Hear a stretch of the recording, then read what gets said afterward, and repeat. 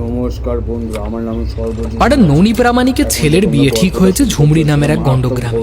বহুদিন বাদে আমাদের গল্প বলি অমলদা গ্রামে ফিরে আসায় তাকেও আমরা ধরে বেঁধে নিয়ে গিয়েছিলাম বরযাত্রী হিসেবে। তাছাড়া আমি, পাঁচকড়ি, ন্যাপলা সহ অনেকেই আছি একই গরুর গাড়িতে। বরযাত্রীর সংখ্যা নেহাত কম নয়, তা প্রায় 70-75 জন তো হবে। ডিসেম্বরের শেষের দিকটায় সেবার শীত পড়েছে অন্য প্রতিবারের থেকে বেশি। অবশেষে পেট পুড়ে গরম গরম ভাত মাংস সাবার করবার পর যখন তাড়াহুড়ো করে গরুর গাড়িতে চাপলাম বাড়িতে ফেরবার সময় পুরোটা রাস্তা গল্প শুনতে শুনতে যাওয়ার লোভে ন্যাপলা ইচ্ছাকৃতভাবেই প্রকৃতির ডাকে সাড়া দেবার অজুহাতে আমাদের গরুর গাড়িটা কায়দা করে সবার শেষে ছাড়তে বাধ্য করল। গাড়িটা ছাড়তেই সল্লা শেষে বলল, আরে নাও নাও, শুরু করো অমলদা, আর দেরি করে কাজ কি? হ্যাঁ, অমলদা গল্প বলার মেজাজেই ছিল, তাই বেশি খোসামত করতে হলো না। সে নিবিষ্ট চিত্তে একটা বিড়ি ধরিয়ে বলতে শুরু করল,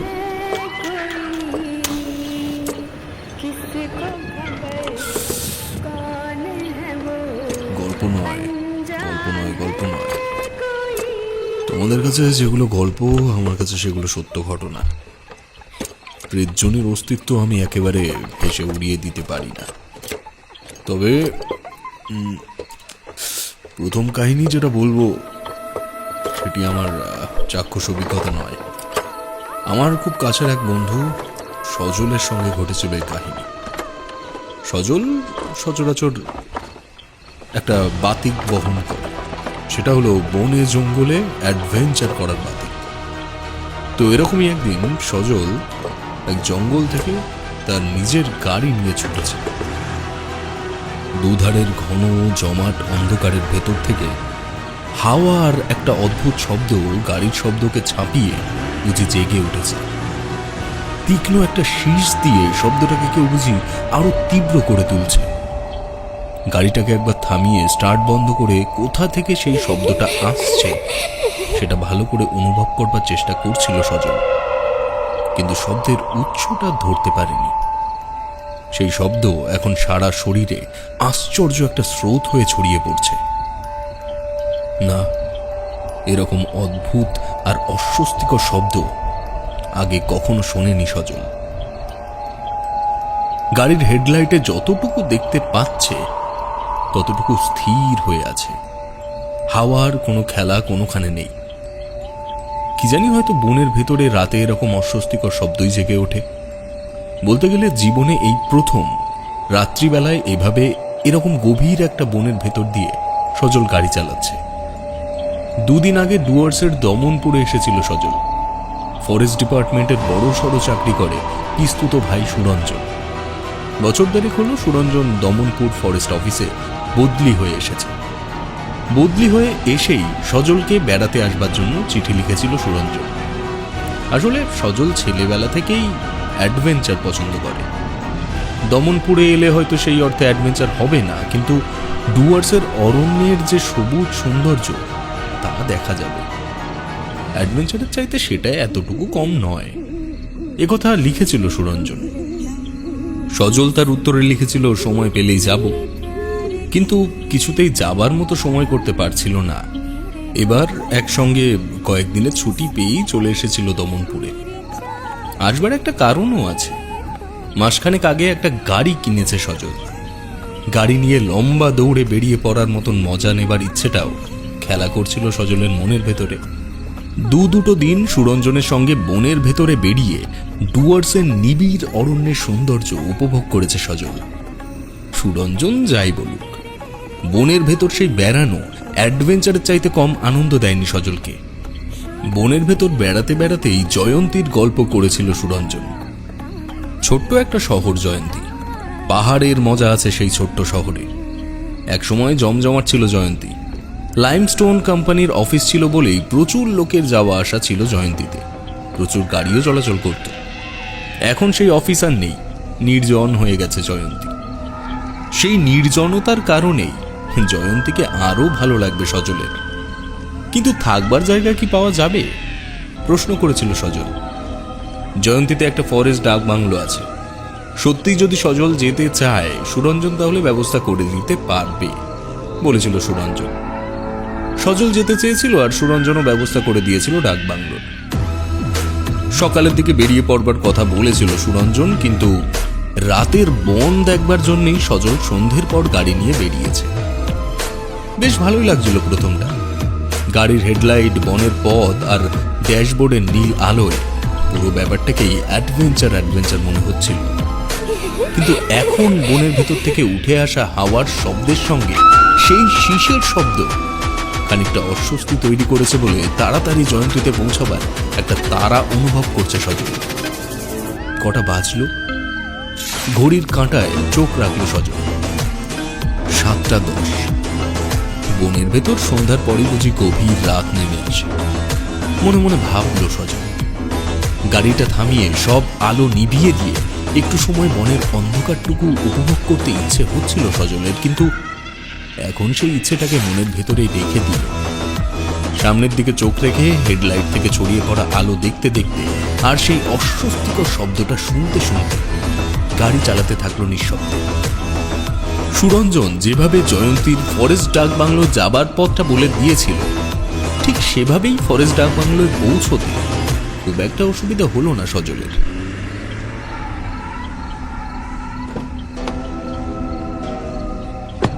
ফরেস্ট ডাক বাংলোর নেপালি গার্ড সজলের গাড়িটা দেখেই একটা টর্চ হাতে কাছে এসে দাঁড়ালো। স্টার্ট বন্ধ করে গাড়ি থেকে নেমে এলো সজল। গার্ডের দিকে তাকিয়ে বলল, আমার আসবার খবরটা নিশ্চয়ই তোমার কাছে আছে? হ্যাঁ সাহেব, চলুন আপনার ঘরটা দেখিয়ে দিচ্ছি। গার্ড বলল। সজল বলল, একটু দাঁড়াও বলে গাড়ি থেকে ব্যাগটা বের করে গার্ডের হাতে ধরিয়ে দিয়ে গাড়িটাকে লক করলো। তারপর ফিরে গার্ডের হাত থেকে ব্যাগটা নিয়ে বলল, এবার চলো। চারিদিকে গাছপালা আর অন্ধকারের মধ্যে বাংলোটাকে কেন যেন ভৌতিক একটা বাড়ি বলে মনে হচ্ছে। খুব কম পাওয়ারের যে আলোটা বারান্দায় জ্বলছে, সে আলোটা বুঝি যে কোনো মুহূর্তে হারিয়ে যাবে অন্ধকারে। মনে হচ্ছে হারিয়ে যাবার জন্য যেন জ্বলছে আলোটা। আচ্ছা, এখন কি কেউ আর বাংলোয় আছে? গার্ডের দিকে তাকিয়ে প্রশ্নটা করলো সজল। না সাহেব, আজ কেউ নেই, গার্ড বলল। গার্ডকে আর কোনো প্রশ্ন করলো না সজল। ফিরে গার্ডের সঙ্গে পায়ে পায়ে বাংলোর বারান্দায় এসে উঠল। বারান্দার প্রথম ঘরটাই সজলের জন্য। গার্ড সেই দরজার তালা খুলছে দেখেই বুঝতে পারল সজল। আইয়ে সাহেব। ঘরে ঢুকে আলোটা জ্বালিয়ে সজলকে ডাক দিল গার্ড। ঘরে ঢুকলো সজল, দেখলো ঘরটাকে, এগিয়ে গিয়ে তারপর টেবিলের উপরে রাখলো ব্যাগটা। গার্ড বলল, খানা বলতে সাহেব? না না, রাতের খানা আমি রাস্তায় খেয়ে এসেছি, সজল বলল। ঠিক আছে সাহেব, কই দরকার হো তো ডাকবেন, আমি উপাসের ঘরটাতে থাকি। গার্ড বলল। সজল বলল, হ্যাঁ ঠিক আছে। আর দাঁড়ালো না সে, চলতে হ্যাঁ সাহেব বলে চলে গেল। ব্যাগটা থেকে জিনিসপত্র বের করতে হবে। ব্যাগের উপরে ঝুঁকে পড়ে চেনটা টানলো সজল। ঠিক সেই মুহূর্তেই সেই তীব্র শীষের সঙ্গে বনের ভেতরের সেই হাওয়ার শব্দ যেন দরজা দিয়ে ঘরের ভেতরে লাফিয়ে নেমে পড়ল। ঝনঝন করে উঠল কাঁচের জানলাগুলো। কম পাওয়ারের আলোটার উপর কেউ যেন কালো একটা ওড়না দোলাতে থাকলো। চমকে উঠে ফিরে দাঁড়ালো সজল। চোখ রাখলো দরজায়, দেখলো একটা কালো ছায়া দরজায় স্থির হয়ে আছে। মনে হলো জমাট সেই কালো ছায়ার মুখে তীক্ষ্ণ দুটো দাঁত তীব্র কোনো আকাঙ্ক্ষায় একটুখানি ফাঁক হয়ে আছে। পাথরের মতো স্থির হয়ে গেল সজল। মৃত্যুর মতো একটা আতঙ্ক মেরুদণ্ডের ভেতর দিয়ে শীতল স্রোত হয়ে তরঙ্গিত হতে থাকল। নিজের অজান্তেই হঠাৎ তীব্র গলায় চেঁচিয়ে উঠল সজল, কে কে কে কে কে ওখানে? দু হাত মুঠো করে শূন্যে তুলল। বাইরে থেকে উঁচু গলায় গার্ডের চিৎকার ভেসে এলো, क्या हुआ साहब? क्या हुआ? সঙ্গে সঙ্গে সেই জমাট কালো ছায়া দুটো ডানা তৈরি করল। দুলে উঠল সেই ডানা দুটো। তীব্র শীষের শব্দ তীব্র হলো আরো। সেই হাওয়ার শব্দ ঝড়ের ভয়ঙ্কর গর্জন হয়ে চুরমার করে দিতে থাকলো সবকিছু। চোখ বন্ধ করে নিল সজল। বড় বড় শ্বাস নিতে নিতে একটু একটু করে ঝুঁকে পড়তে থাকলো। ফের গার্ডের সেই চিৎকার ভেসে এলো, साहब क्या हुआ साहब? ঝুঁকে পড়া সজল বুঝে উত্তর দেবার ক্ষমতাটুকুও হারিয়ে ফেলেছে। সিঁড়ি বেয়ে পায়ের শব্দ কি উঠে আসছে? হ্যাঁ, সিঁড়ি বেয়ে সত্যি উঠে আসছে পায়ের শব্দ। সেই পায়ের শব্দের সঙ্গে সঙ্গে সজলের মধ্যে একটু একটু করে বুঝি চেতনা ফিরে আসছে। দরজায় এসে থামলো সেই শব্দ। সোজা হয়ে দাঁড়ালো সজল। খানিকটা আচ্ছন্নভাবে চোখ রাখলো দরজায়। গার্ড এসে দাঁড়িয়েছে। সজলের দিকে স্থির চোখে তাকিয়ে থাকলো গার্ড। তারপর দরজা পেরিয়ে পায়ে পায়ে ভেতরে এসে দাঁড়ালো সজলের সামনে। খানিকটা উদ্বিগ্ন গলায় বলল, आपके शरीर ठीक नहीं साहब? না না, শরীর আমার ঠিক আছে, কোনো মতে বলল সজল। গার্ড বোধ হয় বিশ্বাস করল না কথাটা। সজলের মনে হলো, কিন্তু যা ঘটেছে খানিক আগে সজল কিছুতেই তা বলতে পারবে না গার্ডকে। হয়তো ভাববে কোনো কারণে ভয় পেয়েছে সজল। এই বাংলোয় সেরকম কোনো ভয়ের ব্যাপার থাকলে গার্ড নিশ্চয়ই এই নির্জন ডাক বাংলোয় একা থাকতে পারত না। শরীর যে ভালো আছে সেই কথাটা বোঝাবার জন্য সজল ফের কিছু একটা বলবার চেষ্টা করলো, কিন্তু তার আগেই গার্ড বলল, সাহেব আপনি কি কিছু দেখে ভয় পেয়েছেন? কেন? আমার আগে কি কেউ এখানে এসে কিছু দেখে ভয় পেয়েছে? খানিকটা চমকে উঠে প্রশ্নটা করল সজল। গার্ড হাসল, না সাহেব, এখানে এসে কেউ কখনো ভয় পাবার মতো কিছু দেখেনি। আমি এখানে 15 বছর আছি, মাঝে মধ্যে একা থাকতে হয় আমাকে। আমিও সাহেব কোনোদিনও কিছু দেখিনি। তাহলে দারুণ ভয়টা কি সজলের পিছু করতে করতে এখানে পর্যন্ত চলে এসেছে? খানিক আগেই দরজায় যে ভয়ঙ্কর কালো ছায়াটাকে দুলতে দেখেছে সজল, দেখেছে তার তীক্ষ্ণ সাদা দুটো দাঁত। সেই কালো ছায়াটা কি সেই ভয়? তীব্র একটা ভয়ের তরঙ্গ সজলকে নিয়ে বুঝি আছড়ে পড়ল। কোন রকমে দু পা এগিয়ে এসে খাটের ওপরে বসল সজল। খাটের পাশে রাখা ছিল জলের বোতল ভরা ব্যাগটা। হাত বাড়িয়ে সেটা তুলে নিয়ে জলের বোতলটা বের করল সজল। ঢক ঢক জল খেলো অনেকটা। স্থির চোখে সজলের জল খাওয়াটা দেখল গার্ড। তারপর হঠাৎ সজলের দিকে ঝুঁকে পড়ে বলল, একটা কথা বলবো সাহেব? সজল জলের বোতলটা ব্যাগে ভরে রাখতে রাখতে বলল, বলো। আমি যতক্ষণ আছি ততক্ষণ আপনার ভয় পাবার কিছু নেই। গার্ড বলল। সজল যে ভয় পেয়েছে গার্ড সেটা ঠিক ধরতে পেরেছে, স্পষ্টই বুঝতে পারল সজল। এবারে হঠাৎই গার্ড টান টান হয়ে দাঁড়ালো, হাত বাড়ালো সজলের দিকে, বলল, জলের বোতলটা আমায় দিন সাহেব, জল ভরে এনে দিচ্ছি। সত্যিই বোতলটাতে জল ভরে আনার দরকার। যতটা জল আছে বোতলে সারাটা রাত তাতে চলবে না। ব্যাগ থেকে জলের বোতলটা বের করে গার্ডের হাতে ধরিয়ে দিল সজল। বোতলটা হাতে নিয়ে তীক্ষ্ণ চোখে সজলকে আর একবার দেখে নিয়ে ঘর থেকে বেরিয়ে গেল গার্ড। ভয়ে ভয়েই দরজার দিকে চোখ রাখল সজল। ভেতরে ভেতরে অসহায় একটা অস্থিরতা বুঝি বিপন্ন করল সজলকে। এরকম একটা ভয় যে তাকে তাড়া করে ফিরবে সজল তা ভাবতেই পারছে না। সজল যদি এখান থেকে বেরিয়ে পড়ে এখন, কিন্তু বেরিয়ে পড়ার মতো সাহস এই মুহূর্তে বুকের মধ্যে খুঁজে পাচ্ছে না সজল। অচেনা বন পাহাড়ের পথ, অন্ধকারে ডুবে আছে চারিদিক। হঠাৎ যদি জমাট কালো ছায়াটা গাড়ির উইন্ডস্ক্রিনের উপর ঝাঁপিয়ে পড়ে, যদি এলোমেলো করে দেয় ফেরার পথ। সত্যি সজল ভয়ের এক অন্ধকার শূন্যতার মধ্যে একটু একটু করে তলিয়ে যাচ্ছে। জলের বোতল নিয়ে তাড়াতাড়ি ফিরে এলো গার্ড। বোতলটা বেড সাইড টেবিলের ওপরে রেখে সজলের দিকে তাকিয়ে গার্ড বলল, একটা কথা বলবো সাহেব। কি জানি কি বলবে গার্ড, মনে মনে ভাবলো সজল। বলল, বলো। বাংলোর ভেতরে কিছু একটা হয়েছে সাহেব, সেজন্যই ভয় পেয়েছেন আপনি, কিন্তু সেটা আমাকে বলছেন না। কথাটা বলতে গিয়ে গার্ডের মুখের রেখায় বুঝি কয়েকটা ভয়ের রেখা জেগে উঠতে দেখল সজল। চমকে উঠল সজল, বলল, কি করে বুঝলে কিছু একটা হয়েছে বাংলোর ভেতরে? সেটা ঠিক আপনাকে আমি বোঝাতে পারবো না। বলে একটু থামলো গার্ড। চাপা একটা উত্তেজনায় বড় করে একটা শ্বাস নিয়ে ফের বলল, কিছু ভাববেন না সাহেব, বন্দুক নিয়ে সারা রাত আমি পাহারা দিব। কথাটা শেষ করে আর দাঁড়ালো না গার্ড। আচ্ছা চলতে সাহেব, গুড নাইট। বলে প্রায় ছুটেই বেরিয়ে গেল ঘর থেকে। আর এক মুহূর্ত দেরি করল না সজল, খাট থেকে উঠে গিয়ে দরজাটা বন্ধ করে দিল। কিছু সময় দাঁড়িয়ে রইল সেইখানে।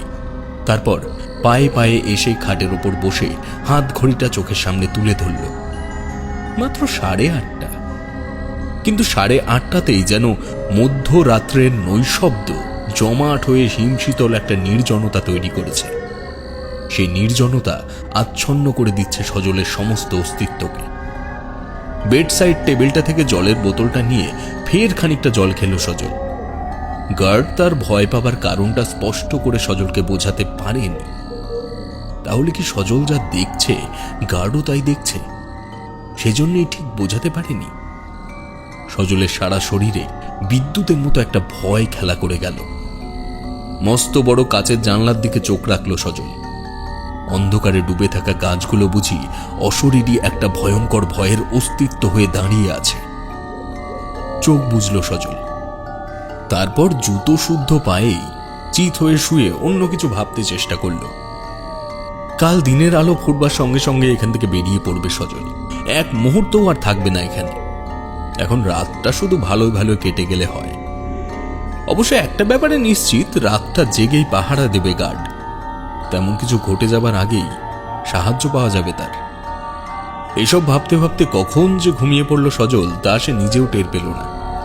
হঠাৎ প্রবল একটা কিসের শব্দে লাফিয়ে উঠে বসল সজল। নিজের অজান্তেই দুহাত মুঠো করে নিজেকেই বুঝি আঁকড়ে ধরতে চেষ্টা করল।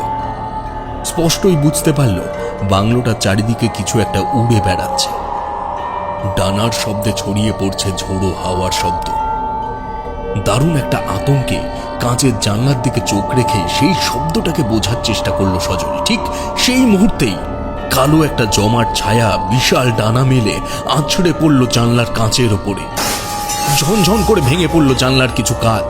সেই ভাঙা কাঁচের ভেতর দিয়ে তীক্ষ্ণ দুটো দাঁত বেরিয়ে এলো। কি তীব্র, কি দারুণ ভয়ঙ্কর সেই দুটো দাঁত! সজলের সমস্ত শরীর শব্দহীন, বোধহীন, গভীর এক শূন্যতার ভেতরে ডুবে যেতে লাগলো একটু একটু করে। সেই ভয়ঙ্কর দাঁত দুটো ক্রমশ বুঝি এগিয়ে আসছে সজলের দিকে। দারুণ তৃষ্ণায় যেন অধীর হয়ে উঠেছে দাঁত দুটো। চিৎকার করে সজল গার্ডকে ডাকতে চাইল, কিন্তু গলা দিয়ে কোনো শব্দ বেরোলো না। লাফ দিয়ে নামতে চাইল খাট থেকে, নামতে পারল না কিছুতেই। এমন সময় হঠাৎ একটা গুলির শব্দ রাতের অন্তহীন নৈশব্দকে খান খান করে ভেঙে দিল। নিজের অজান্তেই লাফিয়ে উঠল সজল। জানলার দিকে তাকিয়ে দেখল কাঁচের ওপরে সেই জমাট অন্ধকার তার ডানা দুটো ঝাঁপটে শূন্যে উঠল মুহূর্তের জন্য। তীব্র সেই শীষের শব্দ তীব্রতর হল। ফের ঝোড়ো হাওয়ার শব্দ ভয়ঙ্কর ভাবে বাংলোর ওপর ঝাঁপিয়ে পড়ল। না, আর সহ্য করতে পারছে না সজল। নিজের অজান্তেই দু চোখ বুঝল। নিশ্চয়ই সে কালো অন্ধকারকে ওপর থেকে নেমে আসতে দেখেছে গার্ড, দেখেছে জানলার উপর ঝাঁপিয়ে পড়তেও। গুলিও ছুঁড়েছে জানলার উপরে ঝাঁপিয়ে পড়বার পরই। সেই গুলির শব্দ শুনেছে সজল। কি জানি কি হবে শেষ পর্যন্ত। অদ্ভুত একটা শব্দ বেরিয়ে এলো সজলের বুকের ভেতর থেকে। কত রাত এখন। চোখ খুলল সজল। অসম্ভব ভয়ে ভয়ে জানলার দিকে চোখ ফেরালো। না, জানলা সেই জমাট অন্ধকারটা আর নেই। ভাঙা কাচের ভেতর দিয়ে বাইরের অন্ধকারটুকুই শুধু দেখা যাচ্ছে।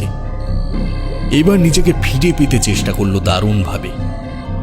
ঠিক তখনই বাইরের অন্ধকারের ভেতর থেকে রক্ত জল করা তীব্র একটা আর্ত চিৎকার ভেসে এলো। কেউ যেন ভয়ঙ্কর মৃত্যুর মুঠোর ভেতর থেকে নিজেকে ছাড়িয়ে নেবার চেষ্টা করছে প্রাণপণে। জীবনে এরকম চিৎকার কখনো শোনেনি সজল। ঝুঁকে পড়ে নিজের দুহাত দিয়ে কান দুটো চেপে ধরল, কিন্তু সেই ভয়ঙ্কর চিৎকার থেকে মুক্তি পেল না। দারুণ রকমের একটা দুঃস্বপ্নের ভেতরে ক্রমশ ডুবে যেতে থাকলো সে। তবু কোনো রকমে খানিকটা স্থির রাখতে চেষ্টা করলো নিজেকে।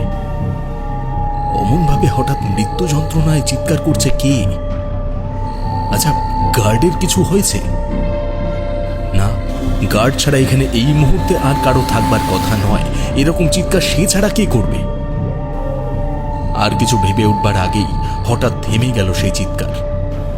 সেই শীষের শব্দ যেন জান্তব উল্লাসে অদ্ভুত এক ছন্দে দোল খেতে থাকলো। এবার কিছুক্ষণ দোল খেতে খেতে থেমে গেল সেই শীষের শব্দ। তারপর এক অনন্ত নৈশব্দ খেলা করতে থাকলো চতুর্দিকে। সজলের মনে হলো সে এবার ঠিক মরে যাবে। দারুণ একটা কান্নায় গলার ভেতরটা ব্যথা করতে লাগলো সজলের।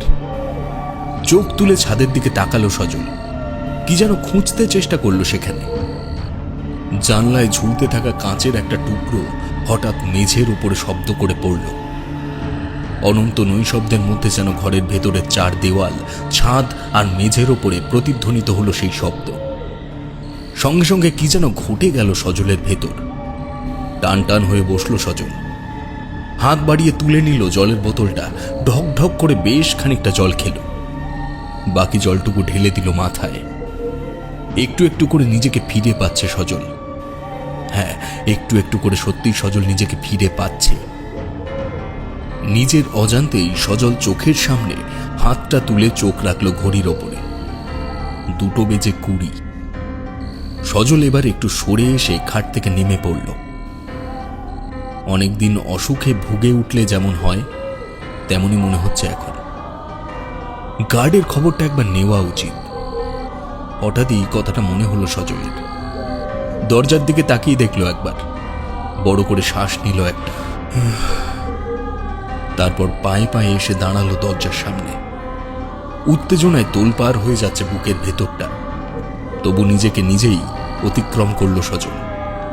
হাত বাড়িয়ে দরজাটা খুলল। সঙ্গে সঙ্গে একরাশ এলোমেলো ঝোড়ো হাওয়া বুঝি ঝাঁপিয়ে পড়ল সজলের শরীরে। শিউরে উঠল সজল। স্থিরভাবে দরজায় দাঁড়িয়ে চোখ বাড়ালো বাইরে। নির্জনতা যেন ভয়ঙ্করভাবে তরঙ্গিত হচ্ছে চারিদিকে। এভাবে যে ভয়ঙ্কর হয়ে উঠতে পারে নির্জনতা, সজল বুঝি তা ভাবতেও পারছে না। বারান্দার মৃদু আলোটুকু রাতের হালকা কুয়াশায় ডুবে আছে। বারান্দা ছাড়িয়ে সামনের প্রাঙ্গণে নামতে পারছে না আলোটুকু। দরজা দিয়ে লাফিয়ে পড়া ঘরের আলোটুকু বারান্দায় এসে থমকে গেছে। কিন্তু গার্ড কোথায়? গুলি ছুড়ে কখনোই সে মিলিয়ে যেতে পারে না। দরজা খুলে সজলকে বেরিয়ে আসতে দেখে নিশ্চয়ই তার কাছে এসে জিজ্ঞেস করা উচিত ছিল কেন সজল দরজা খুলেছে। গার্ডকে কি চেঁচিয়ে একবার ডাকবে সজল? ডাকাই তো উচিত। মনে মনে কথাটা ভেবে সজল দুপায়ে এগিয়ে এলো। তারপর ভাঙা গলায় চেঁচিয়ে ডাকলো গার্ডকে। গার্ড সাহেব, গার্ড সাহেব। সঙ্গে সঙ্গে বাংলোর প্রাঙ্গণ থেকে তীব্র সেই শীষের শব্দ চারিদিকে ভয়ঙ্কর নির্জনতাকে যেন ঝড়ে উত্তাল সমুদ্রের মতো অস্থির গর্জনে ভরে দিল। কোনো রকমে 2 পায়ে এগিয়ে গেল সজল। বারান্দার রেলিং ধরে সামলে নিল নিজেকে। তারপর দু চোখ বুজে বড় বড় করে শ্বাস নিল বার কয়েক।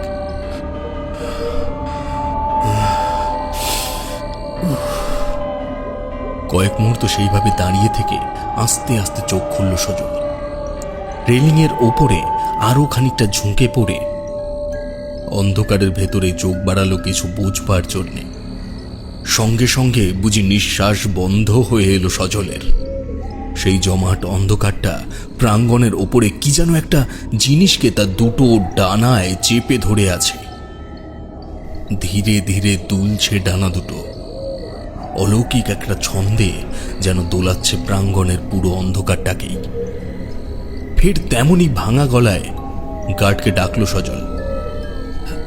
গার্ড, গার্ড সাহেব। না, কোনো উত্তর এলো না। খানিকটা সময় কিভাবে যেন গড়িয়ে গেল। হঠাৎ সজল দেখল সেই ডানা দুটো আরো জোরে দুলতে দুলতে ভেসে উঠল আস্তে আস্তে। চতুর্দিকের সমস্ত অন্ধকার যেন ভর করেছে ওই ডানায়। বাতাস যেন সেই ডানার সঙ্গী হলো। গাছপালার ভেতরে অসংখ্য পাখি ডেকে উঠল একসঙ্গে। ডানা দুটো উড়তে উড়তে দুবার প্রদক্ষিণ করল বাংলোটাকে। তারপর হঠাৎই তীব্র বেগে উত্তরের পাহাড়ি অরণ্যের কুয়াশায় হারিয়ে গেল। সঙ্গে সঙ্গে চতুর্দিক পাল্টে গেল আশ্চর্যভাবে। কুয়াশায় ঢেকে থাকা রাত্রিটা ভারহীন একটা অনুভবে ভরে দিল সজলকে। এবার বাংলোর প্রাঙ্গণের দিকে চোখ রাখল সজল। প্রাঙ্গণের অস্বচ্ছ অন্ধকারে চিত হয়ে কে শুয়ে আছে। তীব্র একটা ভয়ে সজল ঝুঁকে পড়ল সেদিকে। মাথার টুপিটা দেখে মুহূর্তে চিনে ফেলল গার্ডকে। তাহলে গার্ডকেই ঢেকে রেখেছিল সেই ডানা দুটো? না, আর এক মুহূর্ত দেরি করল না সজল। টান টান হয়ে দাঁড়ালো, তারপর দ্রুত পায়ে বারান্দা থেকে নেমে এলো। ফের একবার চিত হয়ে শুয়ে থাকা গার্ডকে দেখে নিয়ে পায়ে পায়ে সামনে এসে ঝুঁকে পড়ল গার্ডের শরীরের ওপর। ঝুঁকে পড়েই আতঙ্কে লাফিয়ে উঠল সে। মৃত্যু যন্ত্রণায় বিস্ফারিত গার্ডের চোখ দুটো আকাশের দিকে স্থির হয়ে আছে। হাঁ হয়ে আছে মুখটা। বন্দুক আর টর্চটা পড়ে আছে পাশে। না, গার্ড আর বেঁচে নেই, স্পষ্টই বুঝতে পারল সজল। প্রবল একটা আতঙ্কে পালাতে গিয়েও সজল পালাতে পারছে না। কোনো রকমে পাশে পড়ে থাকা গার্ডের টর্চটা তুলে গার্ডের মুখের উপরে আলো ফেলল। চমকে উঠল সঙ্গে সঙ্গে। গার্ডের গলার দুদিকে গভীর দুটো ক্ষত। রক্তের দাগ লেগে আছে সেই ক্ষত দুটোয়। মুহূর্তে সেদিক থেকে চোখ সরিয়ে নিল সজল। তাহলে ডানাওয়ালা জমাট অন্ধকারের মতো যেটা এতক্ষণ ধরে ভয়ঙ্কর শীষের শব্দ বাজিয়ে সজলকে পিছু করছিল, সেটা একটা ভ্যাম্পায়ার, রক্তচোষা বাদুড়। তোমরা শুনেছ অনেকে। শেষ পর্যন্ত গার্ডের গলায় নিষ্ঠুর দাঁত বসিয়ে সে তার তৃষ্ণা মিটিয়েছে। অথচ আশ্চর্য, বনের ভেতরে ঢোকার পর থেকেই তো সে অনুসরণ করে আসছিল সজলকে। তাহলে কি জানলায় জমাট অন্ধকারটাকে ঝাঁপিয়ে পড়তে দেখে গুলি ছুটতেই ক্রোধে সজলকে ছেড়ে গার্ডের উপর ঝাঁপিয়ে পড়েছিল সেই রক্তচোষা বাদুড়টা? সজলের বদলে গার্ডের রক্তেই সে কি তার তেষ্টা মিটিয়েছে? ভেতরে ভেতরে দারুণ একটা ভয়ে শিউরে উঠল সজল। না, নিজেকে বুঝে আর ধরে রাখতে পারছে না সজল। ফের একবার গার্ডের গলার সেই ক্ষত দুটিকে দেখল। তাকালো আতঙ্কে আর যন্ত্রণায় বিস্ফারিত হওয়া গার্ডের মুখের দিকে। কখন যে অবশ হয়ে যাওয়া হাত থেকে জ্বলন্ত টর্চটা খসে পড়ল, সজল তাও টের পেল না। অন্ধকারে ডুবে থাকা নির্জন ফরেস্ট বাংলোর প্রাঙ্গণে আকাশের দিকে তাকিয়ে নিঃশব্দে একটা রৌদ্রময় সকালের জন্য অসহায়ভাবে অপেক্ষা করতে থাকলো সজল। ডুয়ার্স থেকে ফিরে এসে সজল প্রথম আমায় এই কাহিনী জানায়। আমাকেই বলেছে, কারণ ও জানে আমি ছাড়া এই কাহিনী অন্য কেউ বিশ্বাস করবে না। তোমরা কতটা বিশ্বাস করলে জানি না, তবে আমার ব্যক্তিগত অভিজ্ঞতা বলতে এমন একটি ঘটনা আমার সাথেও ঘটেছিল। সে কাহিনী যদিও এই সমরেশ, ন্যাপলা, তারপরে পাঁচকড়ি এদের দোকানে বসে আমি শুনিয়েছি। ওরা হয়তো জানেও বা মনে পড়বে, তবে তোমরা যারা নতুন আছো তারা শোনোনি। এ ন্যাপলা, গল্পের মধ্যে যেন হুঁশিয়ারি করে আগের থেকে কিছু বলতে যাস না। চুপচাপ শোন, না শুনতে চাইলেও আমি জোর করব না। খাওয়াটা একটু বেশি হয়ে গেছে, বুঝলি? তো যাই হোক, বলি শোনো। গল্পটা শুরু করতে গেলে গল্প শুরু করতে হয় আমার ছোটবেলা থেকে। আমার জন্মের পরেই ঠিক 1 সপ্তাহের মাথায় আমার বাবা মা একটা পথ দুর্ঘটনায় প্রাণ হারায়। এরপর আমায় মানুষ করে আমার কাকা ও কাকিমা। তোমরা তো জানোই, বাপ মা মরা ছেলেদের আপন বলে কেউ হয় না। 3 বেলা কোনো রকমে দুমুঠো খাওয়া আর কাকার ছেলে সুভাষের পরে থাকা জামা কাপড় জুতো আমার কপালে জুটল। এইভাবেই কেটে গেল 12টা বছর। একদিন আমাদের গ্রাম গাঁড়াপোতার একটি পুকুর পাড়ে বসে নিজের চলমান জীবনের কথা ভাবছি। অপর পাড়ে দেখলাম আমারই বয়সী একটি ছেলে মাছ ধরছে। আমার ছোটবেলা থেকেই প্রচণ্ড মাছ ধরার নেশা থাকার কারণে বেশ কিছুক্ষণ ধরে আমি তার দিকে এক দৃষ্টে চাতক পাখির মতো চেয়ে রইলাম ও তার মাছ ধরা দেখতে লাগলাম। সে একটু হেসে আমায় হাতের ইশারায় পুকুরের ওপারে যাওয়ার জন্য আমন্ত্রণ জানালো। আমি পুকুরের ওপরে থাকা সাঁকো পেরিয়ে তার কাছে পৌঁছালাম। মাছ ধরতে ধরতে তার সাথে আমার বন্ধুত্ব বেশ জমে উঠল। প্রাথমিক আলাপ আদান প্রদান হওয়াতে জানলাম তার নাম ভূতনাথ চক্রবর্তী। সে আরও জানালো সেও আমার মতনই অনাথ। সে গ্রামের বাইরে একটা ছোট্ট কুটিরে থাকে। দিনের বেশিরভাগ সময়ই মন্দিরে মন্দিরে সাধুসঙ্গ এবং লোকের বাড়িতে বাড়িতে পুজো করে। তার বন্ধু বলতে তেমন কেউই নেই, ঠিক আমারই মতো। তারপর রোজই তার সাথে ঘুরে বেড়ানো, গাছে চড়া, আম পাড়া, মাছ ধরা, গরু চড়ানো ইত্যাদি করে দিন কাটতে লাগলো। ও আর একটা কথা বলা হয়নি, ওকে ভালোবেসে আমি ভূতি বলে ডাকতাম। ওর যদিও আমার দেওয়া এই নামটা ভারী পছন্দের ছিল। আমার পারিবারিক অবস্থার কথা জেনে আমায়ও খুবই যত্ন করত। পুজোর পর ওর পাওয়া সিধে নিয়ে এসেই আমার বাড়ির জানলা থেকে হাঁক দিত। তারপর দুজন মিলে তা রান্না করে খুব আনন্দের সাথে ভাগ করে খেতাম। পুজো আর্চা করে যতটুকু অর্থ উপার্জন করত তার বেশিরভাগটাই আমায় পড়াশোনার জন্য, বই খাতার জন্য, জামা কাপড়ে এসব খরচে দিয়ে দিত। দেখলাম অমলদার চোখটা একটু ছলছল করে উঠল। একটা দীর্ঘ নিঃশ্বাস ফেলে সে আবার বলতে শুরু করল। 4টে বছর এভাবেই কেটে গেল। তখন আমরা সাবালক। কাকিমার উৎসাহ বাড়তে লাগলো দিনের পর দিন। সে বলতো, এত বড় ছেলে হয়েছে, ঘরে 1 পয়সা আনার মুরদ নেই। জন্মের পরেই বাপ মাকে খেয়েছি, এখন কাকার ঘাড় ভেঙে খেয়ে যাচ্ছি দিনের পর দিন। যদিও তাদের ছেলে তখন পাড়ার এক মোস্তান গোছের লোক হয়েছে। রাতের বেলা মদ খেয়ে বাড়ি ফেরে, রোজ অশান্তি করে, টাকা উড়িয়ে ফেলে জুয়োতে। তাতে অবশ্যই তাদের কোনো মাথা ব্যথা নেই। যতই হোক নিজের একমাত্র ছেলে বলে কথা। যদিও আমি কাকিমার কথায় খুবই আহত হলাম। পয়সা রোজগারের বিভিন্ন পথ খোঁজার চেষ্টা শুরু করলাম। ভূতিকে সবই জানিয়েছিলাম। সে আমার কাঁধে হাত রেখে বলেছিল, চিন্তা করিস না ভাই, সব ঠিক হয়ে যাবে। প্রায় মাসখানেক পর আমার এক দূর সম্পর্কের জ্যাঠাই এলেন আমাদের বাড়িতে। তিনি ইছাপুরের রাইফেল ফ্যাক্টরিতে কর্মরত ছিলেন। তাকে খুব অনুরোধ করলাম যদি কোনো কাজ পাওয়া যায়। তিনি জানালেন যদি আমার যোগ্য কোনো কাজের সে খোঁজ পায় সে আমাকে জানাবে। সপ্তাহখানেক পর তার চিঠি পাই।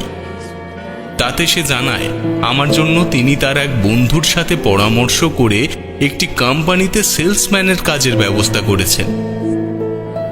তার জন্য আমায় কলকাতায় যেতে হবে। থাকার ব্যবস্থা কোম্পানি করে দেবে। যদিও সেলসের কাজে একভাবে বেশি দিন কোথাও থাকা সম্ভব নয়, সেক্ষেত্রে এক প্রকার মাদারির মতো জীবনযাপন করতে হবে। তাতে সমস্যা নেই, রোজ রোজ কাকা কাকিমার খোটা শোনার চেয়ে এ ঢের ভালো। চাকরির কথা জেনে কাকা কাকিমা বেশ খুশি হলেন। তাদের মাথার উপর থেকে বোঝা নামল। ভূতিকে নতুন চাকরি পাওয়ার কথা জানাতে সেও খুশি হলো। তবে ওর মনের ভিতরে চাপা একটা কষ্ট সে প্রকাশ করল না। আমায় উৎসাহ দিল কলকাতায় চলে যাওয়ার জন্য। বলল আমি নাকি একদিন অনেক বড় মানুষ হব, তবে তার এক শর্ত ছিল, প্রতি সপ্তাহে তাকে চিঠি লিখতে হবে এবং মাসে একবার অন্তত গ্রামে এসে তার সাথে সময় কাটাতে হবে। আমি তাতে রাজি হলাম। ঠিক 2 সপ্তাহ পর সবাইকে বিদায় জানিয়ে শেষবারের মতো ভূতির সাথে দেখা করতে গেলাম। দুজনের চোখে বিচ্ছেদের ধারা নেমে এলো প্রবল বেগে। খুব শীঘ্রই ফিরবো জানিয়ে রওনা দিলাম কলকাতার উদ্দেশ্যে। ভূতি আমায় স্টেশন অবধি ছাড়তেও এসেছিল, যেখানে আমার কাকা কাকিমা একবার আসার প্রয়োজন পর্যন্ত বোধ করেনি। এসেও বা কি করবে, আপদ বিদেয় হলো যে। কলকাতায় আসার পর বেশ কিছুদিন কাজ করলাম সেই কোম্পানিতে সেলস এক্সিকিউটিভ হয়ে। তারপর চাকরিটি চলে যায় কোম্পানির লসের কারণে। তারপর আবার চাকরির সন্ধান করে একটা ফিল্ম কোম্পানির স্পট সার্ভেয়ারের কাজ পেয়ে যাই। পরে আরও বেশ কিছু জায়গায় চাকরি করি এবং এরই মধ্যে নানা রকমের অভিজ্ঞতার সম্মুখীনও হই। ভৌতিক তার মধ্যে অন্যতম। তার বেশ কিছু অভিজ্ঞতার কথা তো তোমাদের বলেছি। চাকরিতে যুক্ত হওয়ার পর প্রথম প্রতি সপ্তাহে ভূতিকে চিঠি লিখে সব জানাতাম। প্রতি মাসে অন্তত একবার গ্রামে যেতাম দেখা করতে। ধীরে ধীরে তা কমতে থাকলো কর্মজীবনের ব্যস্ততায়। তবে গ্রামে মাঝে মাঝে কাজের ছুটিতে ঘুরতে যেতাম, কাকা কাকিমার বাড়ি নয়, ভূতির বাড়ি। তখন ভূতির যেন আনন্দের সীমা থাকতো না। কিভাবে আমায় আপ্যায়ন করবে তাই নিয়ে ওর সারা দিন ব্যস্ততা। বেশ কিছু বছর কেটে গেল। আমার কাকা মারা যান হৃদরোগে আক্রান্ত হয়ে। তার সৎকার করতে যাই গ্রামে। ভূতি নিজের হাতে শ্রাদ্ধের পুজো করে। তারপর আরও কিছু বছর কেটে যায়। গ্রামে যাওয়া প্রায় বন্ধই হয়ে ওঠে কাজের প্রচণ্ড চাপের কারণে। ভূতির চিঠির মাধ্যমে খবর পেয়েছিলাম অত্যাধিক নেশাগ্রস্ত হয়ে প্রায় উন্মাদ হয়ে পড়ে কাকার ছেলে সুভাষ। তাকে নাকি কোনো এক মানসিক চিকিৎসা কেন্দ্রে ভর্তি করা হয়েছে এবং কাকিমা গ্রামের বাড়ি বেচে এখন তার বাপের বাড়িতে চলে গেছেন। তাতে অবশ্যই বেশ খারাপ লাগলো। যতই হোক আমায় সে ছোট থেকে মানুষ করেছেন। তার শ্বশুর বাড়ির ঠিকানা আমি জানতাম না, তবে চেষ্টা করেছিলাম তার সাথে সাক্ষাৎ করার, কিন্তু তার হয়ে ওঠেনি। তারপর কেটে গেল 5টা বছর। আমি গ্রামে তেমন আর যাই না। মাঝে মধ্যে ভূতিকে চিঠি লিখে খুব শীঘ্রই গ্রামে ফিরব এই বলে আশ্বাস দিই। গত সপ্তাহের ঘটনা, হয়তো রবিবার ছিল।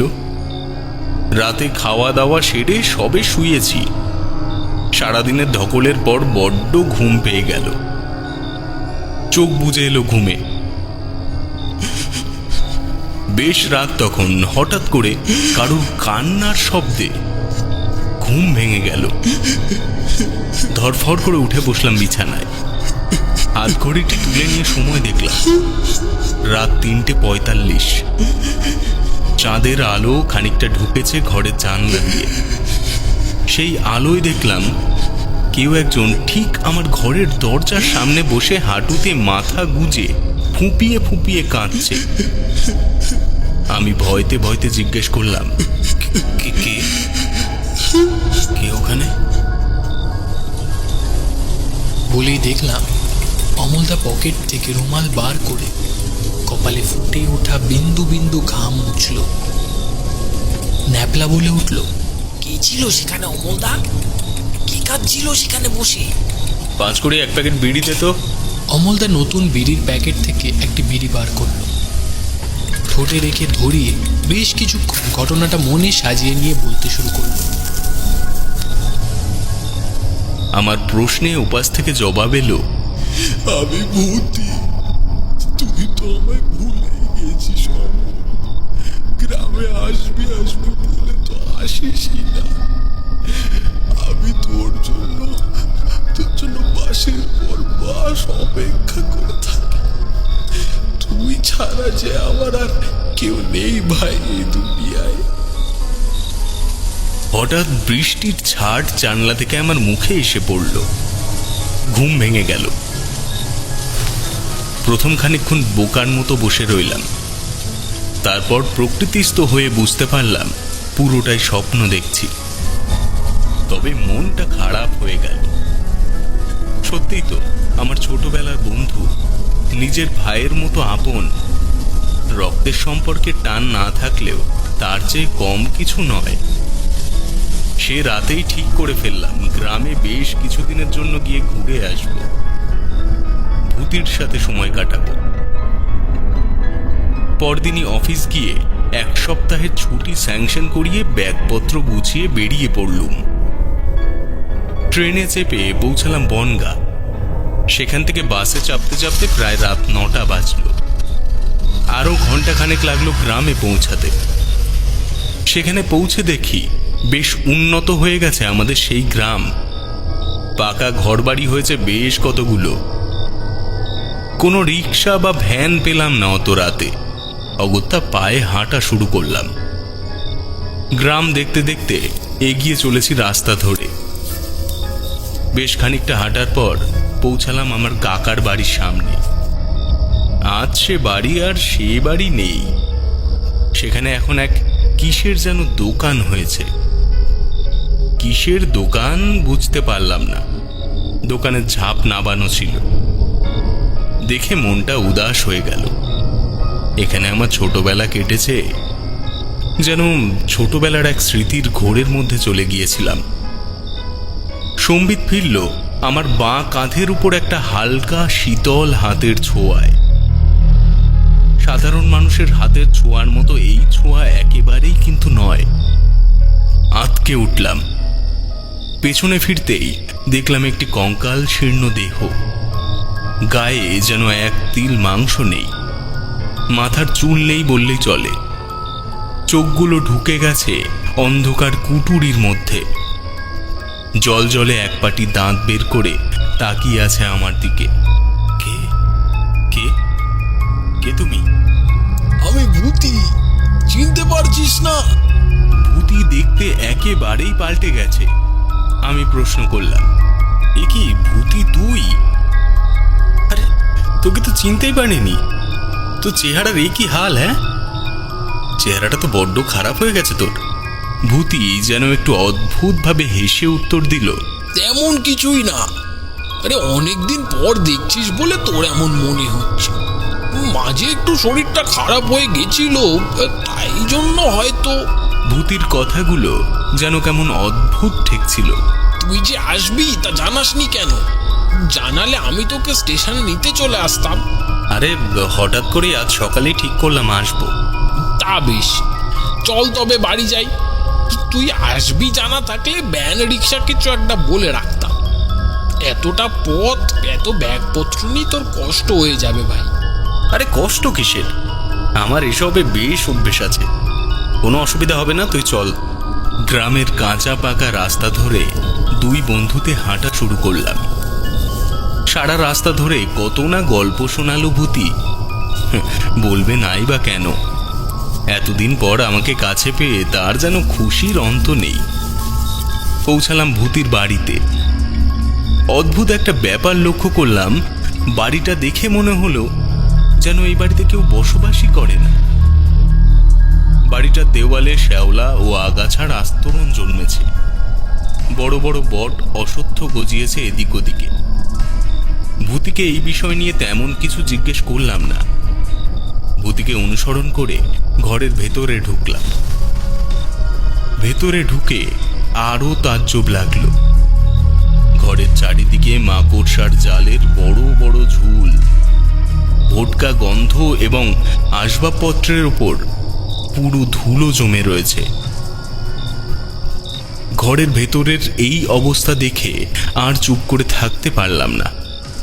ভূতিকে জিজ্ঞেস করেই ফেললাম, তোর ঘর বাড়ির এই কি অবস্থা? বাড়িতে এখন তেমন একটা থাকা হয় না ভাই। এখন বেশিরভাগ সময় মন্দিরেই কাটাই। তুই বাইরে গিয়ে কুয়োতে হাত পা ধুয়ে আয়, আমি ততক্ষণ সব পরিষ্কার করে দিচ্ছি।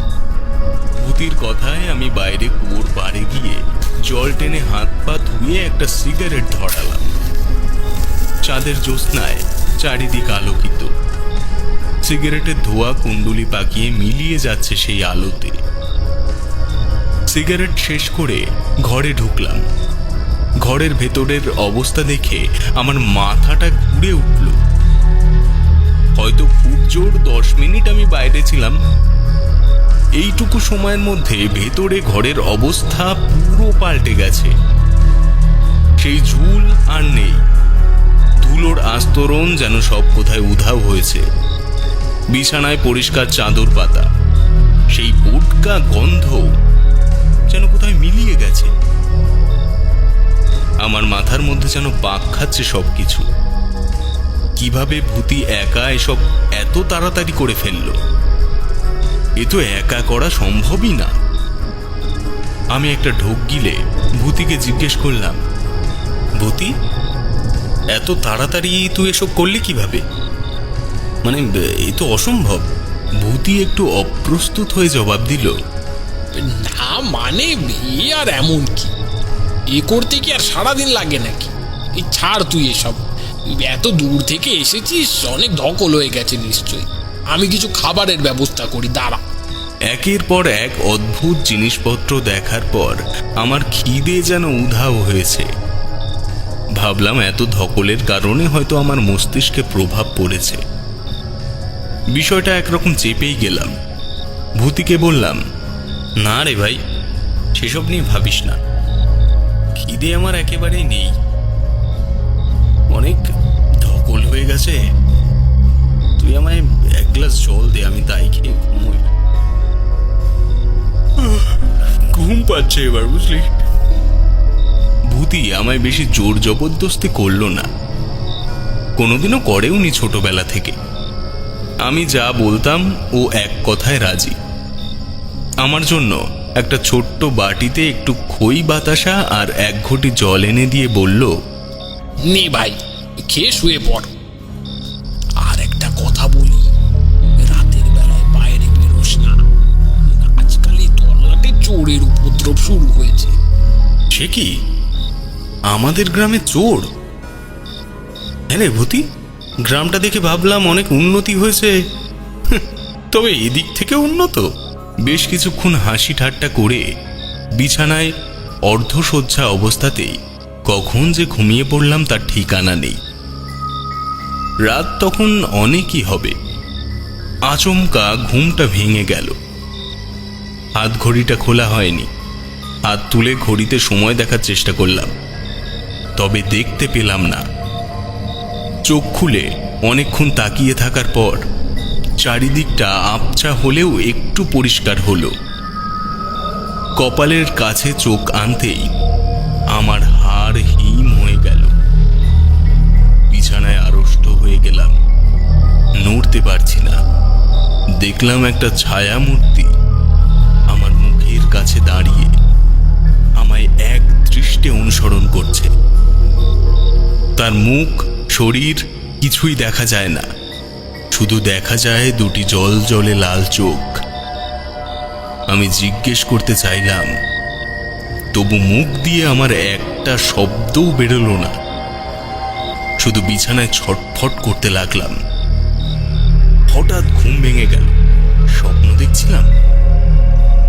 কিছুক্ষণ পুরো বিষয়টা মাথায় সাজিয়ে নিলাম, নিজেকে শান্ত করলাম। পাশে থাকা ঘটি থেকে একটু জল খেলাম।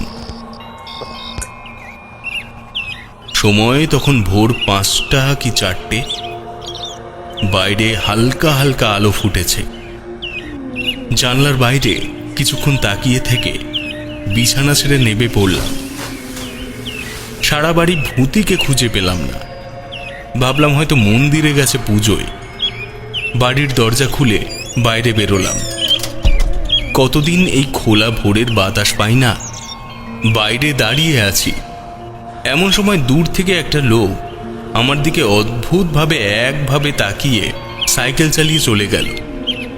আমি ভাবলাম হয়তো নতুন লোক দেখেছে, তাই কৌতূহলবশত অমনভাবে তাকিয়েছিল।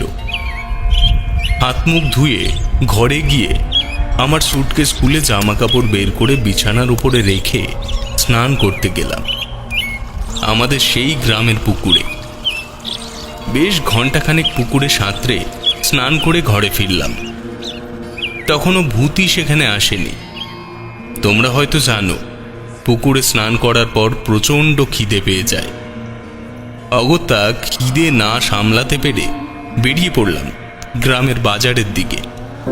সেখানে গিয়ে আমাদের গ্রামের এক ময়রার দোকানে ঢুকলাম।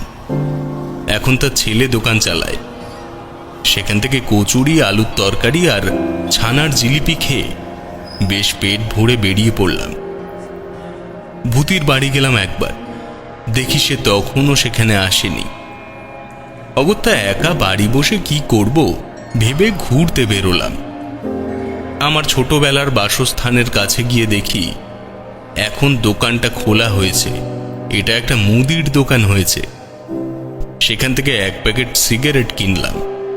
তার সাথে আলাপ করে বেশ খানিকক্ষণ আমার কাকা কাকিমার ব্যাপারে কথোপকথন চলল। জানতে চাইছিলাম যদি কাকিমার ঠিকানা বা কিছু তার কাছ থেকে পাওয়া যায়, কিন্তু না, সেখানেও আশাহত হলাম। এইভাবেই সারা গ্রাম ঘুরতে লাগলাম। ঘুরতে ঘুরতে কখন যে প্রায় গ্রামের থেকে অনেকটা বেরিয়ে এসেছি বুঝতে পারিনি। তখন প্রায় সন্ধ্যা সন্ধ্যা হয়ে এসেছে। জায়গাটা বেশ খালি। দূরে কিছু তাল গাছ, তার নিচে একটা ছোট্ট পানা পুকুর। সেখানে দাঁড়িয়ে মনে হলো যে অনেকটাই দেরি হয়ে গেল আজ। দূর দূর পর্যন্ত কোনো লোক দেখা যাচ্ছে না। গ্রামের থেকে বেশ দূরেই চলে গেছি। সেখানে এখনো ঘন বসতি তেমন নেই। একটা সিগারেটে আগুন ধরিয়ে ফিরতে যাচ্ছি, হঠাৎ পেছন থেকে কে জানি আমার নাম ধরে ডাকে। এখানে আয়। শিউরে উঠলাম। কি বিভৎস সেই গলার আওয়াজ!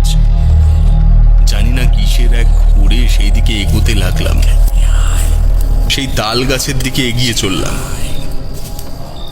ডাকটা তখনও সেখান থেকেই আসছে। সেই আওয়াজকে অনুসরণ করে বেশ খানিকটা এগিয়ে গেছি। হঠাৎ দেখলাম তাল গাছের গোড়ায় এবং সেই পানা পুকুরের মাঝামাঝি একটা জঙ্গলাকীর্ণ জায়গায় একটা অবয়ব আমায় দু হাত এগিয়ে দিয়ে ডাকছে।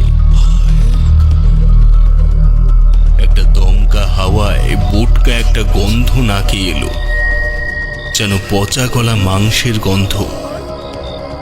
বেশিক্ষণ সে গন্ধে সেখানে দাঁড়িয়ে থাকতে পারলাম না, চেতনা হারালাম।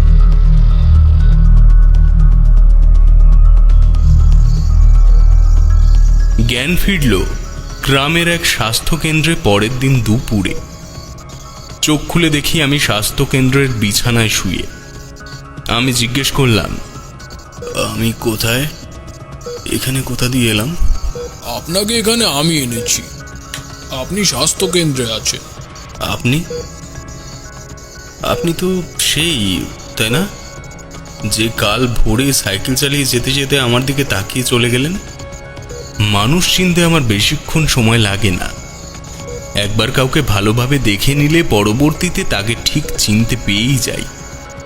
যদিও তোমরা হয়তো বলবে যে তাহলে ভূতিকে চিনতে পারিনি কেন?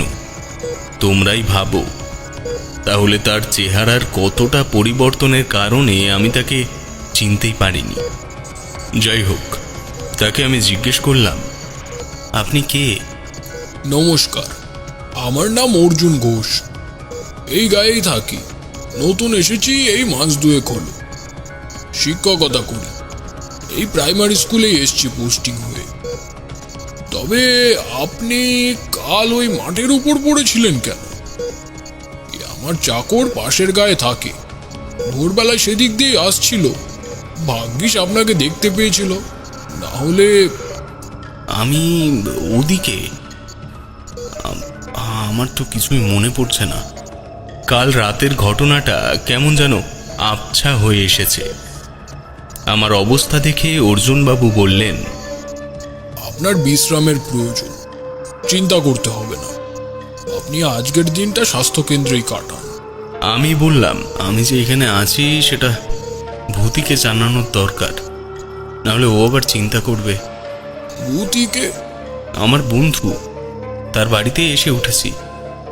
ওই তো কাল আপনি আমাকে যেখানে দেখলেন ওটাই তো ওর বাড়ি।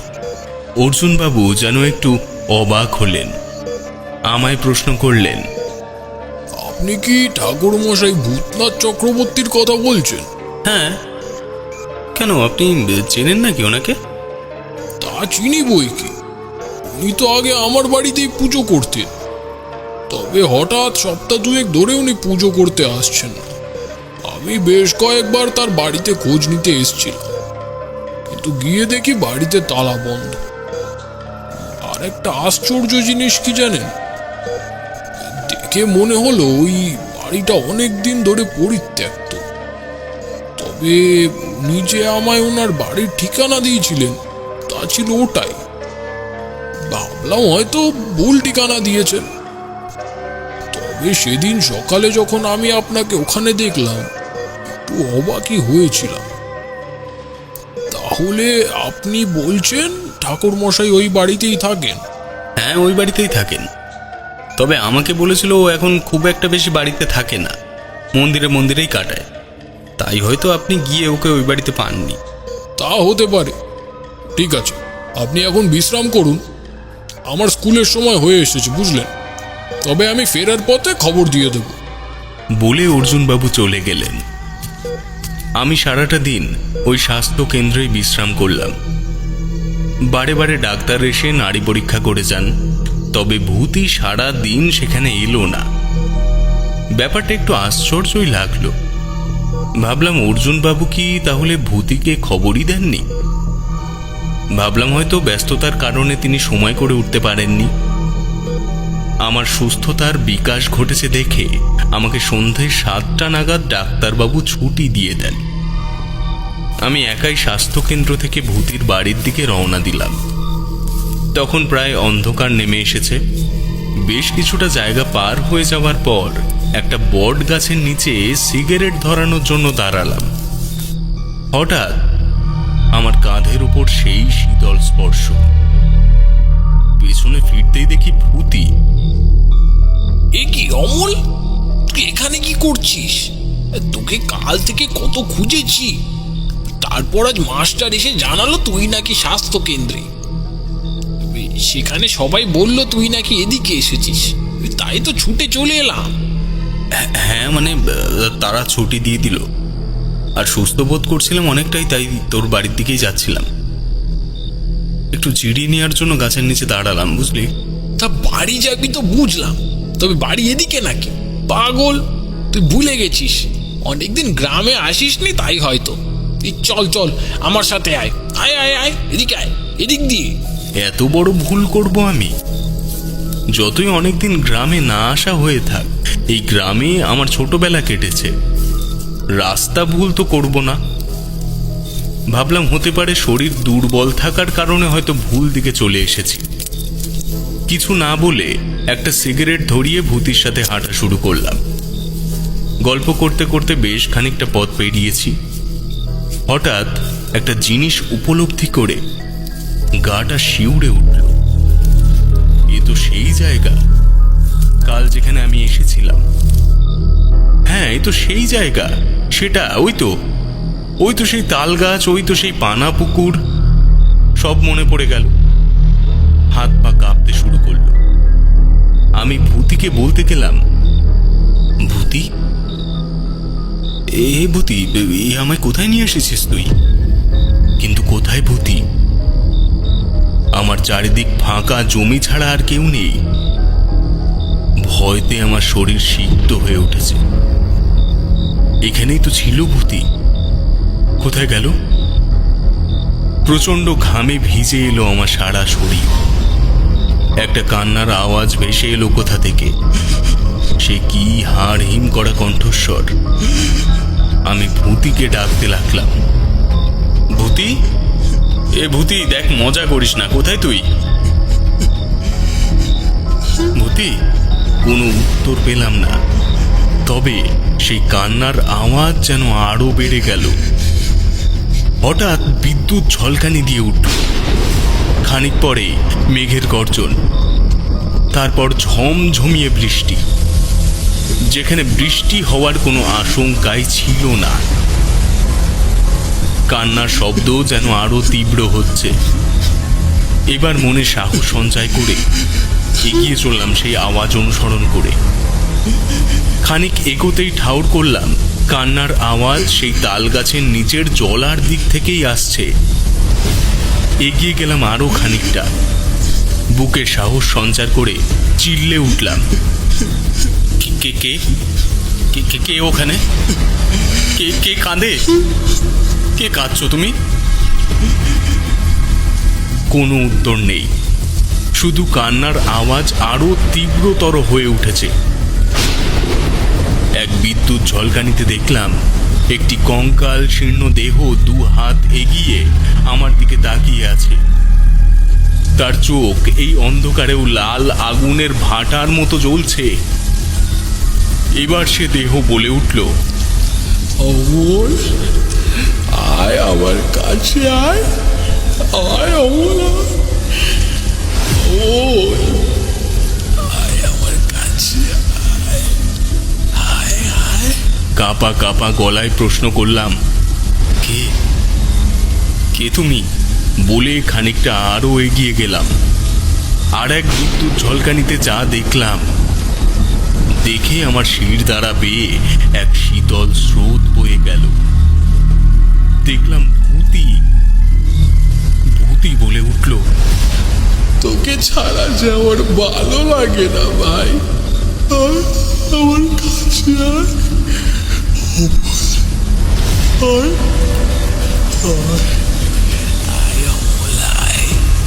আয়, আয়। আমি যেন এক মূর্তির মতো সেখানে জমে গেছি। খানিকক্ষণ পর দেখলাম একটা বিদ্যুৎ এসে পড়ল ভূতির গায়ের ওপর। চিৎকার করে উঠল ভূতি। দপ করে জ্বলে উঠল ভূতির গা আগুনে। আমি কিছু বুঝতে না পেরে উন্মাদের মতো ভূতিকে বাঁচানোর জন্য ছুটে যেতে গেলাম সেদিকে। পেছন থেকে কে যেন আমার হাত টেনে ধরল। তারপর আমার আর কিছু মনে নেই।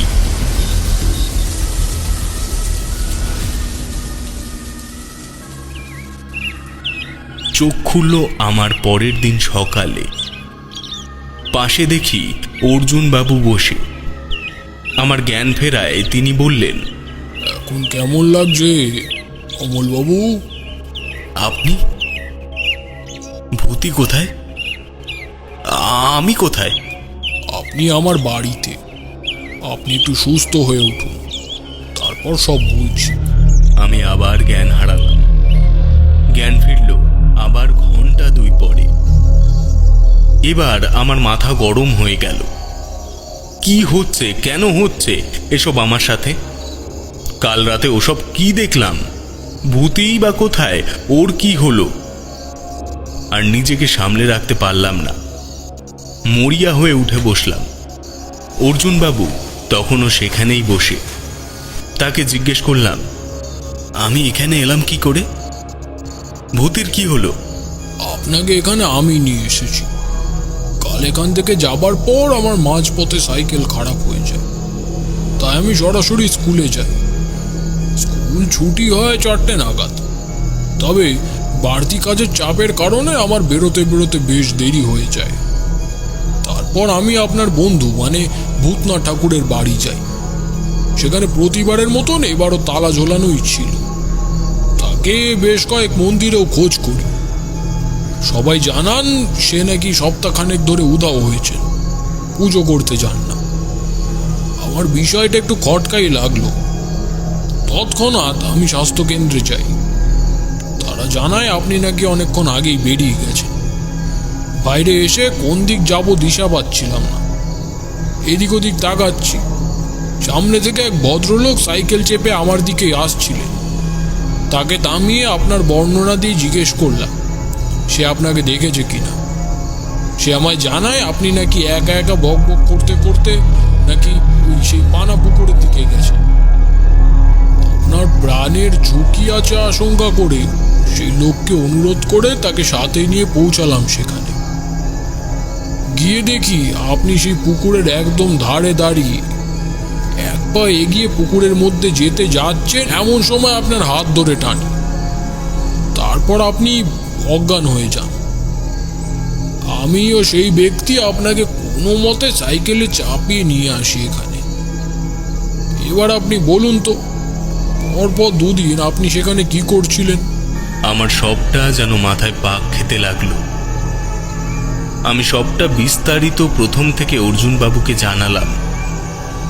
সে অনেকক্ষণ বিষয়টা নিয়ে কিছু একটা ভাবলেন, তারপর একটা গভীর নিঃশ্বাস নিয়ে বললেন, বুঝেছি, একবার চলুন তো আমার সাথে সেই জায়গায়। কৌতূহলী হয়ে বেরিয়ে পড়লাম তার সাথে। প্রায় অনেকটা পথ পেরিয়ে পৌঁছালাম সেই জায়গায় যেখানে কাল আমি সেই ভয়াবহ অভিজ্ঞতার শিকার হয়েছি। অর্জুনবাবু আমায় জিজ্ঞেস করলেন, কোথায় দেখেছিলেন বলুন তো আপনি ভূতিবাবুকে? আমি তর্জনী তুলে তাকে দেখিয়ে দিয়ে বললাম, ওই যে ওইদিকে, ওখানেই কাল ভূতির উপর পাঁচ পড়ে। আসুন দেখি আমার সাথে। অর্জুনবাবুকে অনুসরণ করে পৌঁছালাম সেই জায়গাটায় যেখানে কাল আমি ভূতিকে আগুনে জ্বলতে দেখেছি, সেই ভয়ঙ্কর বৃষ্টির মধ্যেও। দেখে আমার চেতনা আবার লোপ পেতে চাইল, তবে নিজেকে সামলে উঠলাম কোনো রকমে। দেখি একটা পচা গলা মৃতদেহ পড়ে আছে সেই ঝোপের মধ্যে। পোকা কিলবিল করছে তার উপর, বিশ্রী দুর্গন্ধ ছড়াচ্ছে। দেখে মনে হলো সপ্তাহখানেক আগের দেহ। দেহটা যে ভূতিরই তা বুঝতে দেরি হলো না। ভূতির আঙুলে পড়া আংটি দেখলাম সেই মৃতদেহ ডান হাতের মধ্যমায়। দেখে ফেটে পড়লাম কান্নায়। ভূতি ভাই আমার, কি করে হলো ভাই? ভগবান, ভূতি চলে গেলি ভাই। অর্জুনবাবু আমায় সমবেদনা জ্ঞাপন করে বললেন, নিজেকে সামলান অমলবাবু। আপনার বন্ধু আপনাকে এতটাই ভালোবাসে, সে আপনাকে নিজের কাছে নিয়ে যেতে চেয়েছিল, এবং কাল রাতে আপনি যা দেখেছেন তা তার সাথে ঘটে যাওয়া দুর্ঘটনা। সে আপনাকে দেখিয়েছে তার মৃত্যু কিভাবে হয়েছিল। দেখুন দেহটা ভালো করে, এইখানটায় দেখুন, এই যে। বলে তর্জনী দিয়ে শরীরের উপর একটা জায়গা দেখালেন। লক্ষ্য করে দেখলাম কিছুটা অপচা চামড়ার ওপর নীল ঝাউ গাছের পাতার মতো দাগ। প্রশ্ন করলাম, এটা? মানুষের শরীরে যদি ইলেকট্রিক শক লাগে বা বিদ্যুৎ এসে পড়ে, তাতে এমন দাগের সৃষ্টি হয়। বিদ্যুৎ এসে পড়াতে শরীরে রক্ত চলাচল বন্ধ করে দেয় এবং মস্তিষ্ক ও স্নায়ুতন্ত্রকে ক্ষতিগ্রস্ত করে, যার কারণে মৃত্যু ঘটে। কি করব তাহলে এবার? উনার আত্মা শান্তি পায়নি অমলবাবু। অনেক অতৃপ্ত বাসনা নিয়ে সে মারা গিয়েছেন। সে আপনাকে খুব ভালোবাসত, আপনার অপেক্ষা করত রোজ যে আপনি আসবেন তার সাথে দেখা করতে। সে কথা বেশ কয়েকবার আমার বাড়িতে পুজো করতে এসে বলেছিলেন। তবে সেই বন্ধু যে আপনি তা আগে বুঝিনি। যাই হোক, ওনার সব দাহ করে তার সৎকার করা প্রয়োজনীয়। সে কথায় সম্মতি জানালাম। সেই দিনই ভূতির দেহ সেখান থেকে উদ্ধার করে শ্মশানে গিয়ে দাহ করলাম। অস্থি গঙ্গায় ভাসিয়ে সেই রাত অর্জুনবাবুর বাড়িতেই কাটালাম। ওই রাতে ভূতির স্বপ্ন আবার দেখলাম। তবে এটাকে স্বপ্ন বলবো না কি বলবো আমি তা জানি না। সে এসে আমায় বলল, ভালো থাকিস অমল, ভালো থাকিস, এবার আমি আসি। হ্যাঁ, তার পরের দিন কলকাতায় ফিরে আসি। তবে আমার ভূতি আর ফিরল না, আর ফিরবেও না। অকৃতজ্ঞের মতো নিজের একমাত্র আপনজনকে হারালাম নিজের স্বার্থের কথা ভাবতে গিয়ে। নিজেকে হয়তো আর কখনো ক্ষমা করতে পারবো না, বুঝলে? রাজপ্রতাপের ঠেকে আপনারা শুনছিলেন 5 কোটি চায়ের আসর থেকে অমলদার মুখে তার ব্যক্তিগত অভিজ্ঞতার কিছু কাহিনী। এই ধরনের গল্প আরও শুনতে চাইলে কমেন্টের মাধ্যমে জানাবেন এবং গল্পটি কেমন লাগলো জানাতে ভুলবেন না আপনাদের ওই একই মূল্যবান কমেন্টের মাধ্যমে। যদি খুব ভালো লেগে থাকে তাহলে অবশ্যই আপনাদের পরিচিত মহলে গল্পটিকে শেয়ার করে দিন এবং জানিয়ে রাখি আপনাদের প্রিয় ঠাকুর মশাইয়ের গল্প আসছে আমাদের পরবর্তী নিবেদন হিসেবে এবং গল্পের নাম আবার রাঙা কাকিমা। তো গল্পটি শোনার জন্য সঙ্গে থাকুন রাজপ্রতাপের ঠেকের। যারা যারা এখনো চ্যানেলটিকে সাবস্ক্রাইব করেননি তারা অতি সত্ত্বর চ্যানেলটিকে সাবস্ক্রাইব করে তার পাশে থাকা বেল আইকনটি প্রেস করতে ভুলবেন না, যাতে করে পরবর্তী গল্পের আপডেট সকলের আগে আপনার কাছে পৌঁছে যায়। ফিরবো আবার পরবর্তী গল্প নিয়ে, ততদিন সঙ্গে থাকুন, সুস্থ থাকুন। ধন্যবাদ।